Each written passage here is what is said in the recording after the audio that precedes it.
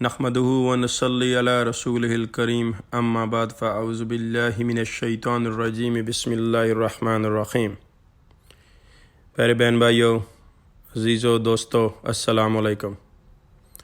الحمدللہ، اللہ سبحانہ تعالیٰ کے لاکھوں کروڑوں احسانات ہیں کہ اس نے ہمیں سب سے پہلے تو یہ بڑی نعمت عطا فرمائی کہ ہمیں اشرف المخلوقات بنایا۔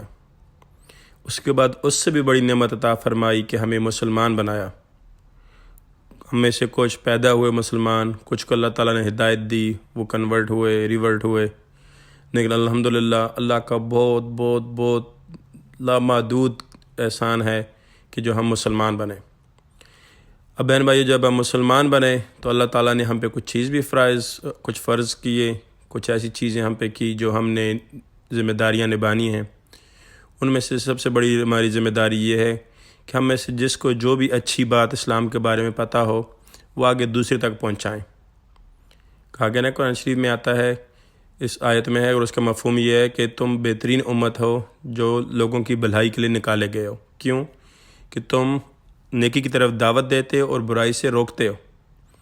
تو اس میں ہمیں پتہ ہے کہ نبی صلی اللہ علیہ وسلم کے بعد کسی نے نہیں آنا، تو یہ ہمارا فرض بنتا ہے کہ ان کی تعلیمات، قرآن کی تعلیمات دوسرے لوگوں تک پہنچائیں، اور صرف غیر مسلموں تک ہی نہیں بلکہ ہر کسی تک۔ اپنے آپ کو سب سے پہلے یاد کرانا ہے، پھر اپنے گھر والوں کو، اپنے رشتہ داروں کو، عزیز و اقارب کو، اپنے محلے والوں کو، سب کو۔ تو جیسا کہ آپ کو میرا پتہ ہے، میں اپنے آپ کو ایک داعی مانتا ہوں، دعوت دینے والا۔ میں کوئی عالم نہیں ہوں، کوئی مفتی نہیں ہوں، کوئی قاری نہیں ہوں، کچھ بھی نہیں، صرف ایک داعی ہوں۔ تو کافی عرصے سے میں سوچ رہا تھا کہ ایک اور ویڈیو بنائی جائے، کیونکہ کافی دوست احباب نے، کافی رشتہ داروں نے بھی اس بات کا بولا تھا کہ یہ خاص موضوع ہے، بہت اہم موضوع، جس پہ کوئی تھوڑی سی بات کی جائے۔ تو تھوڑی نرمی سستی ہوتی رہی تو ویڈیو تو نہیں بن سکی، لیکن میں نے سوچا چلو آڈیو سے ہی بات بنا لیتے ہیں، کیونکہ ہمارا کام ہے صرف بات کرنا، پیغام پہنچانا، آگے دل میں ڈالنا یہ اللہ کا کام ہے۔ اس لیے کہتے ہیں نا کہ نبی صلی اللہ علیہ وسلم جب دعوت دیتے تو اللہ تعالیٰ نے کیا بولا تھا کہ اے نبی، آپ ان کو دعوت دیں، آپ ان کو ہدایت نہیں دے سکتے، صرف آپ کو ان کو دعوت دے سکتے ہیں، ہدایت دینا اللہ کا کام ہے۔ تو اسی طرح ہمارا کام یہ ہے کہ ہم نیک نیتی سے پیغام دوسرے بندے تک پہنچائیں۔ آگے اس کے دل میں بیٹھتا ہے یا نہیں، وہ بندہ اس پہ عمل کرتا ہے کہ نہیں، وہ اللہ کا کام ہے۔ اللہ تعالیٰ بہتری کریں گے انشاءاللہ۔ تو بہن بھائیوں، یہ آڈیو جو ویڈیو میں کنورٹ ہوگی، یہ تھوڑی سی لمبی ہو جائے گی، لیکن یہ معاملہ جو ہے، جو مسئلہ ہم ڈسکس کرنے جا رہے ہیں، بہت اہم ہے۔ نہ صرف یہ ہمارا دنیا کا بلکہ یہ ہمارا دینی مسئلہ بھی ہے۔ دنیا اور آخرت کے ہمارے بہت سارے کام اس پہ دار و مدار ہیں، اس پہ ڈیپینڈ کرتے ہیں۔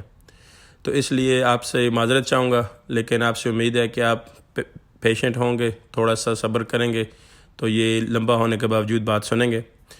تو ہمارا آج کا موضوع یہ ہے کہ بہت سارے ہمارے ینگسٹر آج کل کے جو ہیں وہ یہ کہتے ہیں، خاص کر امریکہ میں اور یورپ میں جی، کہ ہم لوگوں نے اپنے کزنز کے ساتھ شادی نہیں کرنے۔ یہ کزن جو ہیں یہ تو ہمارے لیے بہن بھائی ہیں، ہم ان کے ساتھ کیسے شادی کر سکتے ہیں؟ ہم ان کے ساتھ اکٹھے بہن بھائیوں کی طرح پیار کرتے تھے، بہن بھائیوں کی طرح بڑے ہوئے ہیں، تو ہم ان کے ساتھ کیسے شادی کر سکتے ہیں؟ تو سامعین، اس سے پہلے کہ ہم اس بات میں پہنچیں کہ کزن کے ساتھ شادی کرنا کیسا ہے یا کیسا نہیں ہے، تھوڑا سا انٹرو کر دیتے ہیں۔ انٹرو یہ ہے کہ اسلام شادی کے بارے میں کیا کہتا ہے۔ سورۃ النور میں آیت نمبر 32 میں اللہ تعالیٰ نے فرمایا ہے، بسم اللہ الرحمن الرحیم، وَأَنكِحُوا الْأَيَامَ مِنكُمْ وَالصَّالِحِينَ مِنْ عِبَادِكُمْ وَإِمَائِكُمْ أَنْ يَكُونُوا فُقَرَاءَ يُغْنِهِمُ اللَّهُ مِنْ فَضْلِهِ وَاللَّهُ وَاسِعٌ عَلِيمٌ۔ اور اس کا مفہوم ہے، ترجمہ یہ ہے، اور نکاح کر دو اپنوں میں ان کا جو بے نکاح ہوں، یعنی کہ جو سنگل ہوں یا بیوہ ہوں یا جن کے اسپاؤزز فوت ہو چکے ہوں یا جن کو طلاق ہو چکی ہو، اپنے لائق بندوں میں، اور اپنے غلاموں کا نکاح کر دو۔ اگر وہ فقیر ہوں تو اللہ انہیں غنی کر دے گا اپنے فضل سے، اور اللہ تعالیٰ وسعت والا، علم والا ہے۔ تو اس کے علاوہ ہم ہمیشہ سے یہ بھی سنتے آئے ہیں کہ ہمیں کہا گیا ہے کہ جب بچے بلوغت کو پہنچ جائے، جب بالغ ہو جائیں تو جلد از جلد ان کی شادیاں کی جائے۔ ایسے ہوتا بھی ہے، ابھی آج کل تھوڑا سا ٹرینڈ بدلتا جا رہا ہے، لیکن ہم یہ دیکھیں گے کہ ٹرینڈ میں اور اسلام میں کیا سملیرٹیز ہیں، ڈفرینسز ہیں۔ تو سب سے پہلے تو یہ دیکھیں بہن بھائیوں کہ شادیاں ٹائم پر کیوں نہیں ہوتی، آن ٹائم شادیاں کیوں نہیں ہو رہی آج کل، کیوں شادیوں کے لیے بہت زیادہ ٹائم لگ رہا ہے، بچے بہت بڑے ہوتے جا رہے ہیں، لمبی لگتی جا رہی ہے۔ سب سے پہلے تو میں معذرت کے ساتھ یہ بولوں گا، لیکن سب سے بڑی وجہ میرے حساب میں سب سے پہلی جو وجہ ہے وہ ہے والدین۔ ہم لوگ جو ہے جب بھی بچے کا ٹائم آتا ہے تب سب سے پہلی بات یہ کرتے ہیں کہ بچہ بہت ینگ ہے، ابھی تو یہ پڑھے گا، گریجویشن کرے گا، اس کے بعد گڈ جاب اس کو ملے گی، اچھی والی جاب ہوگی، کوئی پیسے جوڑے گا، گھر بنائے گا، پھر اس کی شادی کریں گے۔ کچھ حضرات تو یہاں تک ہے جی کہ ہم نے گھر پیمنٹ پہ لیا ہوا ہے، یہ بچہ اب ہمارے ساتھ بڑا ہو کے، بچی ساتھ بڑے ہو کے، تو ہماری پیمنٹس میں ہاتھ بتائیں گے، ساتھ کریں گے، تھوڑا سا گھر کا قرضہ ختم ہو جائے، یہ ہو جائے، وہ قرضہ ختم ہو جائے، ہم پاکستان سے قرضہ لے کے آئیں وہ ختم ہو جائے، یہ کچھ اور کام ہے، ہم نے جگہ لی، کچھ اور لیا، یہ قرضوں میں ہاتھ بٹا دے، قرض ختم ہو جائے تو پھر کی شادی کریں گے۔ کچھ ایسے بھی ہیں، یہ کہتے ہیں جی کہ اگر ہم نے بچے کی ابھی شادی کر دی تو ساری توجہ بچے کی بیوی پہ ہو جائے گی، تو ہمیں تو ٹائم نہیں ملے گا، سب پیسہ بھی بیوی پہ لٹائے گا، ساری توجہ پہ بیوی پہ بھی جائے گی۔ تو ان کا کہنے کا مطلب اس طرح بنتا ہے کہ ہم نے 20-25 سال جو بچے کو پڑھایا لکھایا، یہ ہمارے لیے قسم کی انویسٹمنٹ ہے، تو اب جب ٹائم آیا انویسٹمنٹ کو ریٹرن کا تو ہم یہ کیسے ریٹرن کہ محنت ہم کریں اور پھل آنے والی لے لے سارا۔ تو اس لیے کہتے ہیں جی کہ ابھی تھوڑا سا ٹائم لگے گا، ابھی تھوڑا سا یہ کر لیں وہ کر لیں پھر شادی کریں گے۔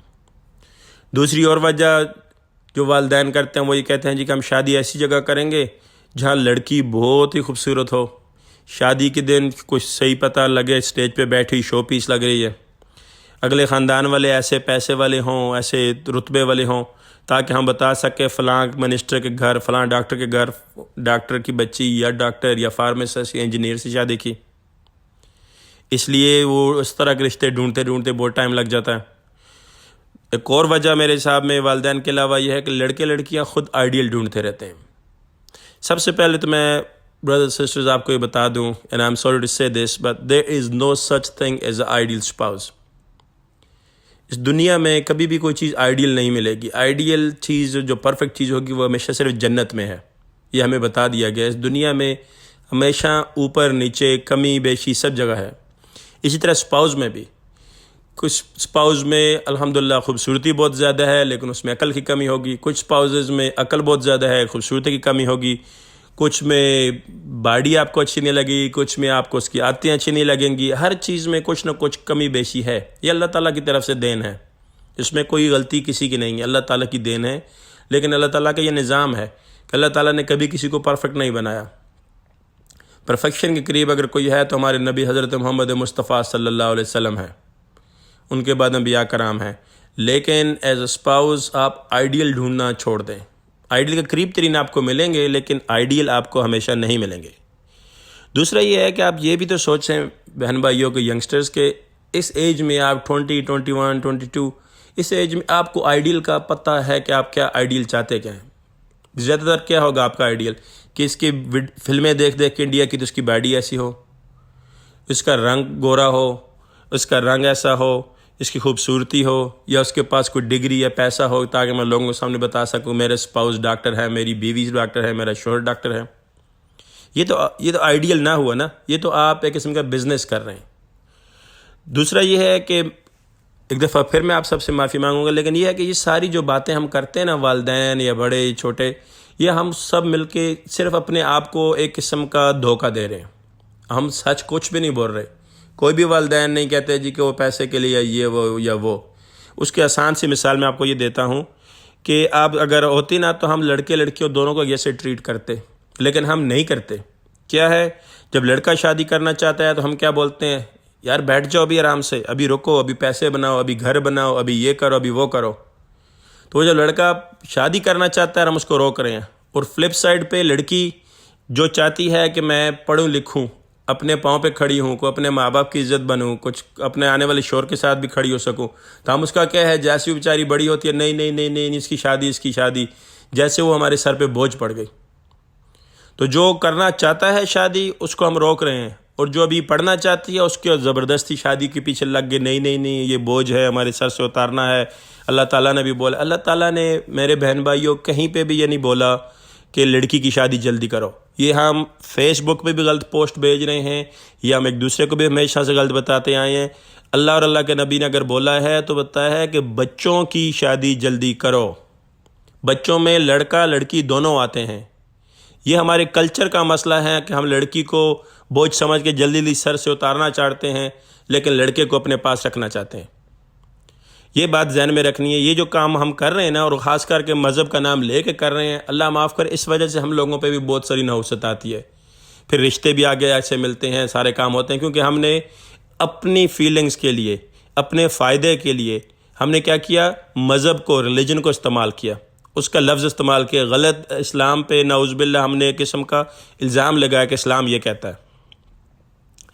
اب دوبارہ وہ سورۃ النور جو ہم نے بولی تھی اس کی طرف جائیں اگر، تو اللہ تعالیٰ نے یہ لفظ استعمال کیا ہے کہ وَالصَّالِحِينَ مِنْ عِبَادِكُمْ إِمَائِكُمْ۔ امائکم کا لفظی معنی ہے کنیز اور غلام۔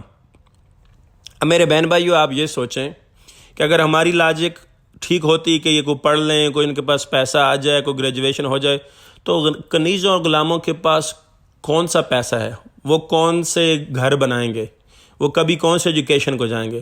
لیکن اللہ تعالیٰ کا کہہ رہا ہے کہ ان کی بھی شادی کرا دو۔ کیوں؟ کہ اس سے فوراً ہی اگلے جملے میں اللہ تعالیٰ نے کیا بتا دیا، ان یکونوا فقراء یغنیہم اللہ من فضلہ، کہ اگر وہ غریب ہیں، اگر وہ ان کے پاس کچھ نہیں ہے، فقیر ہیں، تو کیا ہوگا؟ شادی کے بعد اللہ نے وعدہ کیا ہے کہ اللہ تعالیٰ اپنے فضل سے ان کو غنی کر دیں گے۔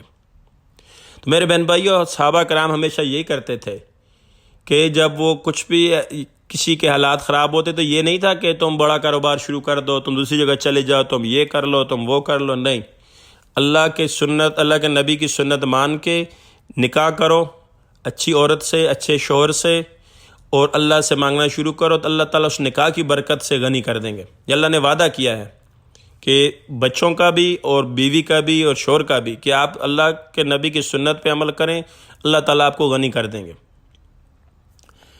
کہتے ہیں کہ نبی صلی اللہ علیہ وسلم نے پناہ مانگی ہے ایسی سوسائٹی سے جس میں سنگل گھوم رہے ہوں، سنگل بہت زیادہ ہوں۔ کیوں؟ کہ سنگل ایسی چیز ہے کہ جو شیطان کے لیے بہت ایزی ہے۔ I'm sorry to say this، لیکن ہمارے جو سنگل اگر لڑکے لڑکیاں گھوم رہے ہیں تو کیا وہ ولی ہیں؟ کیا وہ نیکوکار ہیں؟ وہ بہت پاکیزہ بن کے گھوم رہے ہیں؟ کیا ان کے پاس شیطان نہیں آ رہا؟ کیا یہ سوسائٹی ان کو ٹیمپٹیشنز نہیں دے رہی؟ تو آپ کے خیال میں 100 میں سے کتنے ایک ہیں جو اپنے آپ کو اسٹرانگ کر سکتے ہیں؟ 100 میں سے کتنے ہیں جو اس ٹیمپٹیشن، یہ ڈریمز کو غلط طریقے سے فلفل نہیں کریں گے؟ تو اس کا کیا سارے کا سارا بوجھ ہم پہ جائے گا۔ اللہ تعالیٰ آخر میں یہ نہیں پوچھے گا کہ کتنی بڑی ڈگری لی تھی، ہاں یہ پوچھے گا رزق کہاں سے کمایا تھا اور کہاں پہ خرچ کیا، لیکن یہ نہیں پوچھے گا کہ ڈگری کہاں سے لی تھی، کتنی ڈگری لی تھی، کتنی گاڑیاں لی تھی، کتنے گھر لیے تھے تب جا کے شادی کی تھی۔